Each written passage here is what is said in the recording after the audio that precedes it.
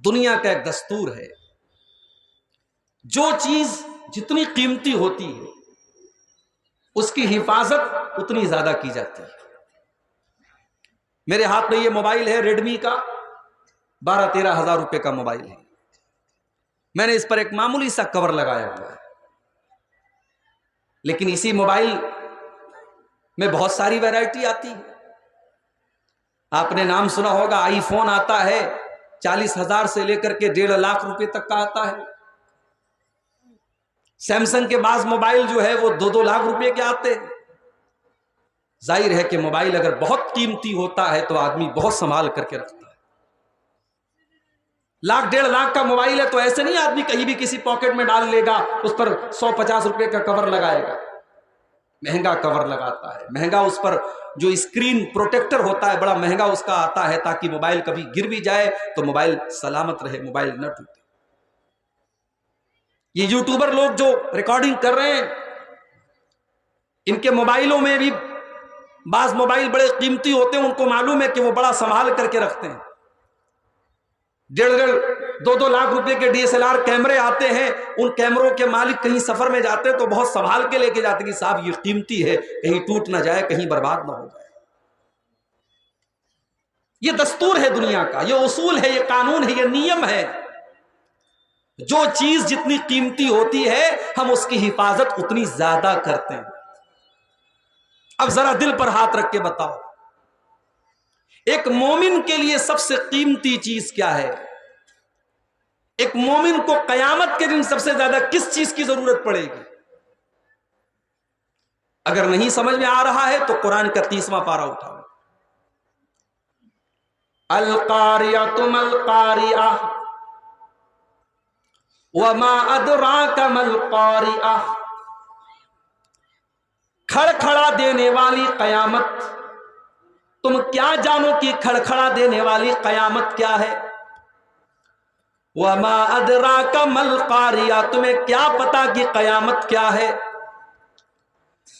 یوم یکون الناس کالفراش المبثوث، قیامت کے دن لوگ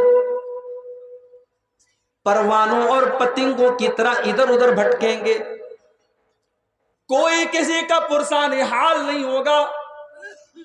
آج عبدالغفار صاحب بنارس سے آپ کے بیچ میں آئے ہیں، بڑی عزت کرتے ہیں، بڑی محبت کرتے ہیں، بہت دل میں جگہ دیتے ہیں۔ کل قیامت کے دن کوئی کسی کے کام آنے والا نہیں ہے، کوئی کسی جس سے عقیدت رکھتا ہے، جس سے محبت رکھتا ہے، اس کو پوچھنے والا، اس کی حال چال لینے والا بھی کوئی نہیں ہوگا۔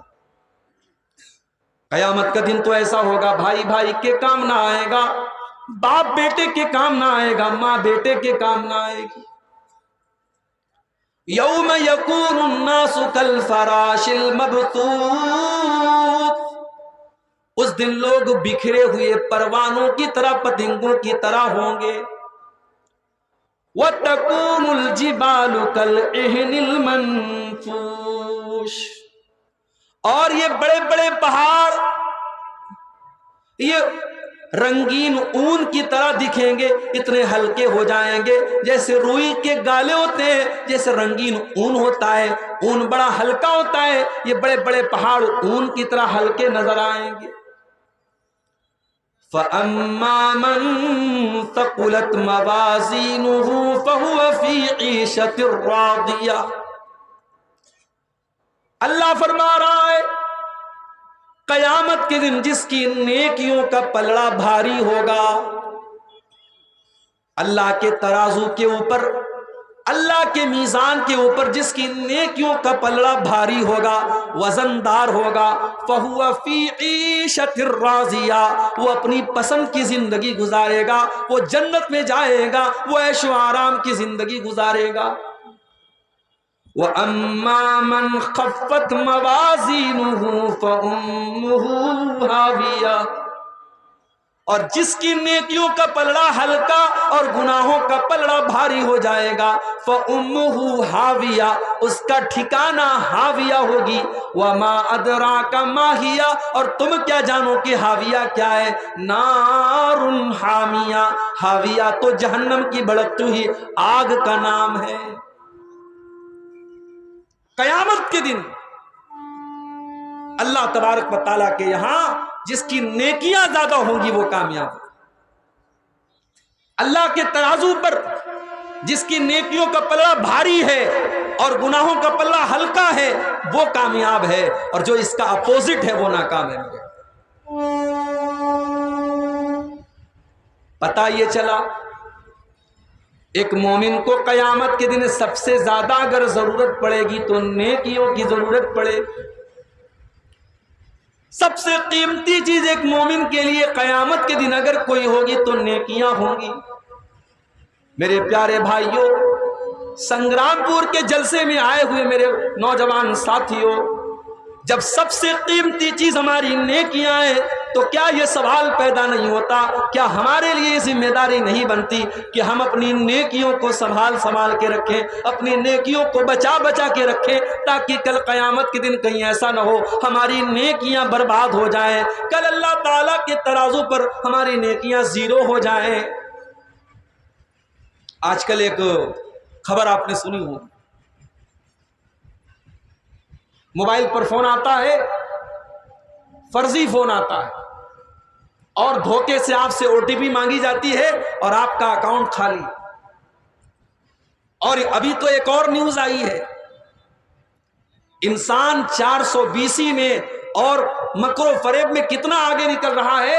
ایک اور نیوز یہ آئی ہے کہ اب باقاعدہ ایسا سسٹم آیا ہے کہ مشین کے ذریعے آپ کے کسی رشتہ دار کی آواز کو کاپی کر لیا جائے، آپ کے بھائی کی آواز میں، آپ کے باپ کی آواز میں، آپ کی ماں کی آواز میں فون آئے گا، ہاں میں فلاں بول رہا ہوں، میں تھوڑا سا پھنس گیا ہوں فلاں علاقے میں، میرے اکاؤنٹ میں تم اپنی کچھ رقم ڈال دو، میرا موبائل کھو گیا ہے، میرا پرس کھو گیا، اس طریقے کی بات آتی ہے اور آپ کو لگتا ہے یار یہ تو میرے بھائی کی آواز ہے، میری بہن کی آواز ہے، میری ماں کی آواز ہے، آپ نے جلدی سے پیسہ ٹرانسفر کر دیا، پتہ لگا وہ فرضی فون تھا، فرضی کال تھا اور آپ کے ساتھ دھوکا ہو۔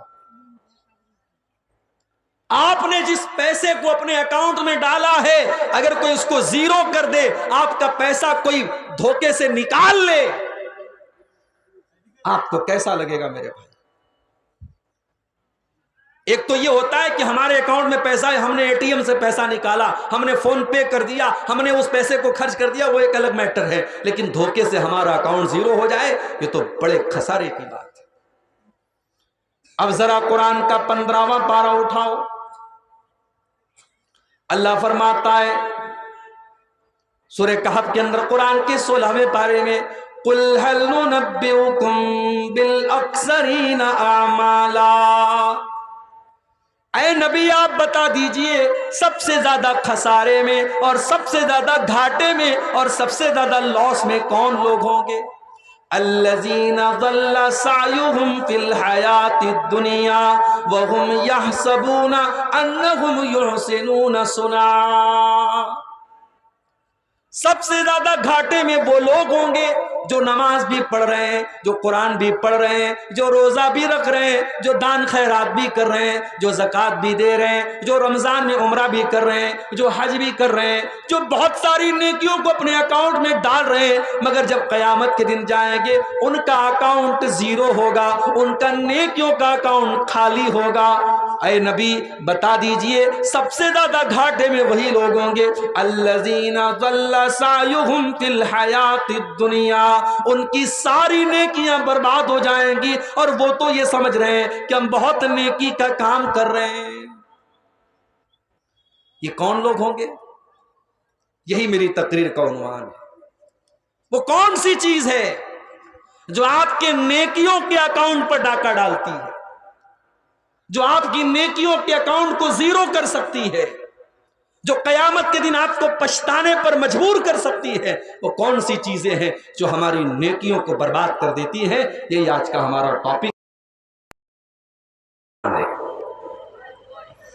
اللہ نے فرمایا اولئک الذین کفروا بآیات ربہم ولقائہ فحبطت اعمالہم فلا نقیم لہم یوم القیامۃ وزنا۔ اے نبی بتا دیجئے جو اللہ کے اوپر ایمان نہیں رکھتا ہے، جو قیامت کے دن کے اوپر ایمان نہیں رکھتا ہے، جو اللہ کا انکار کرتا ہے، جو قیامت کا انکار کرتا ہے، جو مومن نہیں ہے، جو کافر ہے، جو اللہ کا انکار کرنے والا ہے، یہی وہ لوگ ہوں گے جن کی ساری نیکیاں برباد ہو جائیں گی اور قیامت کے دن ان کی نیکیوں کا کوئی وزن نہیں ہوگا۔ بوجھتے پارین، پہلی چیز جو آپ کی نیکیوں کو برباد کر دے گی، پہلی چیز کیا ہے؟ کفر ہے، شرک ہے۔ حج کرتے چلے جاؤ، عمرہ کرتے چلے جاؤ، اگر یہ پیشانی اللہ کے علاوہ کسی پتھر کے آگے جھک گئی، کسی مزار کے آگے جھک گئی، کسی قبر کے آگے جھک گئی، کسی انسان کے آگے جھک گئی، کسی پیڑ کے آگے جھک گئی، کسی ندی کے آگے جھک گئی، کسی بھی غیر اللہ کے آگے اگر یہ سر جھکا ہے اور شرک کر کے آدمی دنیا سے گیا ہے، تو وہ انسان قیامت کے دن اس کی نیکیوں کا اکاؤنٹ زیرو ہو جائے گا، اس کی نیکیاں اس کے کام نہیں آئیں گی۔ یہ قرآن کی آیت ہے، اللہ فرماتا۔ اور آگے بڑھیے، قرآن کا 19واں پارہ اٹھائیے۔ وَقَالَ الَّذِينَ لَا يَرْجُونَ لِقَاءَنَا لَوْلَا